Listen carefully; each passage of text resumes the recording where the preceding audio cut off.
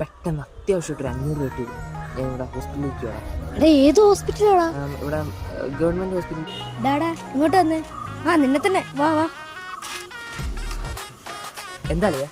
എന്റെ അടിച്ച പൈസ എന്ത് ചെയ്യേ? അളിയാ പൈസ ഉടനെ കിട്ടി, ഞാൻ എന്തായാലും തരാം. നിനക്കേ ആദ്യം തെറ്റുള്ളൂ. മൊത്തത്തിൽ നീ എന്റെ 2500 രൂപ മേടിച്ചേക്കുന്നത് കേട്ടല്ലോടാ. ഉടനെ തരാം അളിയാ.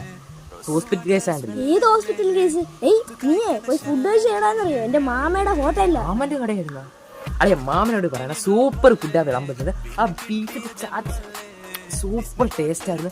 ഇനി പക്ഷേ പൊറോട്ട കുറച്ചും കൂടി മുരിച്ചെടുക്കാൻ പറയാം. നിന്നെ ഇവിടെ നിർത്തി മുരിക്കും. മര്യാദക്ക് മേടിച്ച പൈസ ഒന്നുമില്ലല്ലോ. അളിയ നീ ബഹളം വെക്കാതെ പൈസ തരാം. മേടിച്ചിട്ടുണ്ടെങ്കിൽ ഞാൻ തന്നിരിക്കും. മനസ്സിലായോ? തരണം കേട്ടല്ലോ. ഉറപ്പായിട്ടും തരാം.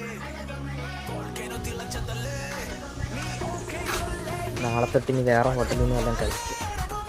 അളിയ